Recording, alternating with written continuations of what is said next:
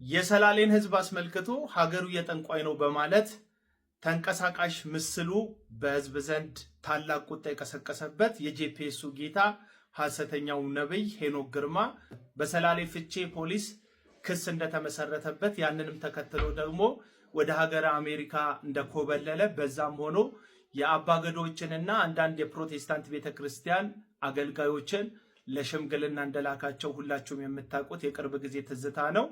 ታዲያ ዛሬ ሌሊት ከሀገረ አሜሪካ ወደ ቦሌ የኢትዮጵያ ኢንተርናሽናል ኤርፖርት በረራውን አድርጎ በገባበት ሰዓት የኢትዮጵያ ፌዴራል ፖሊስ በቁጥጥር ስር እንዳዋለውና በሜክሲኮ የሚገኘው የወንጀል ምርመራ እንዳስቀመጠው ነገም ደግሞ በፍርድ ቤት ክሱን የሚከታተል እንደሆነ አንዳንድ የውስጥ መረጃዎች ደርሰውኛል።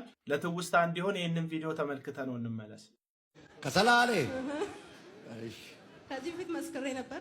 አረ ስለ አረቄ አሃ አገሩ የጠንቋይ አገር ነው፣ የመተተኛ እና